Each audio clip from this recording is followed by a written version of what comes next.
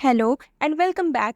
On your demand, I have brought this vocab session to enrich your word power, and I will start this series from the book Word Power Made Easy by Norman Lewis.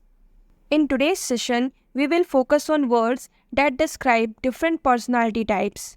So, whether you are preparing for exams or just want to improve your vocabulary, these words will help you describe people in a whole new way. Let's start by discussing three contrasting personality types.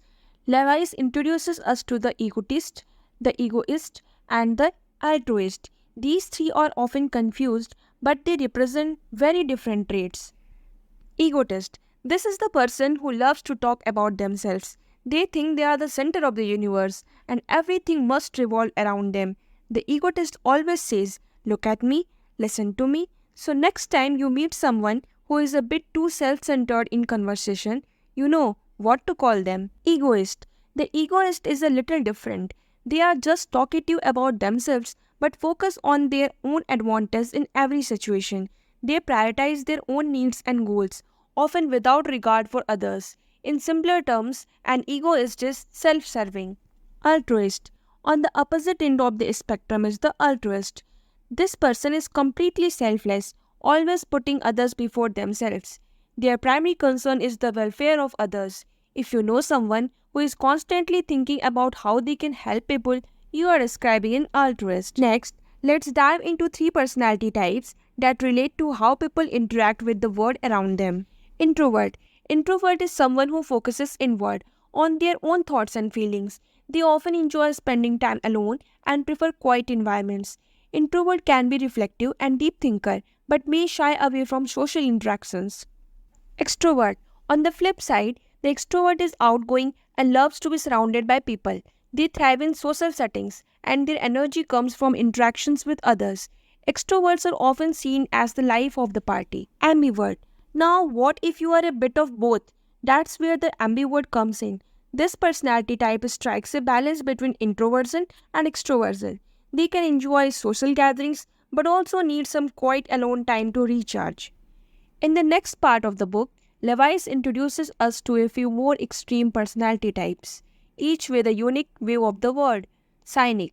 A cynic is someone who believes that people are motivated purely by selfishness. They tend to be distrustful and skeptical of others' intentions. For example, a cynic might think that person is only being nice because they want something. Misanthrope. This is someone who outright dislikes or even hates people. A misanthrope is distrustful of human nature and prefers to stay distant from society.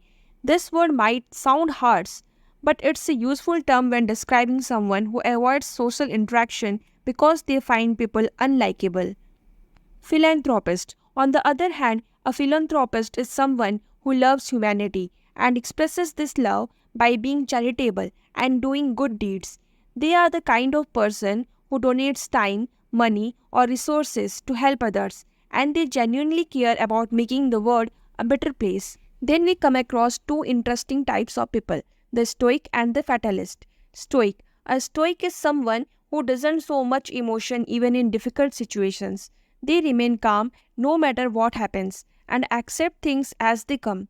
The word comes from the ancient Greek philosophy of Stoicism, which teaches us that we should not be controlled by our desires or fears. Meanwhile, a fatalist believes that everything in life is predetermined and there is nothing we can do to change our fate. Fatalists tend to believe in destiny and accept whatever happens without attempting to alter it. Now, let's talk about some more intense personality traits. These words can describe people with extreme ways or behaviors. Jingoist. This is someone who is extremely patriotic, often to an aggressive or warlike degree. They believe their country is superior and may advocate for its dominance. Chauvinist. A chauvinist also displays extreme loyalty, but it doesn't have to be about patriotism. It could be excessive support for any group, like gender or a political party. For instance, you might hear about a male chauvinist, someone who believes men are superior to women. Monomaniac.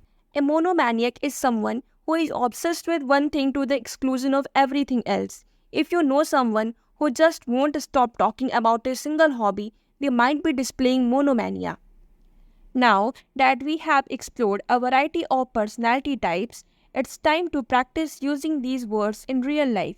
And that wraps up today's session on personalities from Word Power Made Easy. These words are not just about expanding your vocabulary, but they also help you understand the people around you better. If you found this video helpful, make sure to hit the like button and subscribe to this channel for more vocabulary tips and tricks. Keep learning, keep growing, and I will see you in the next video. Bye.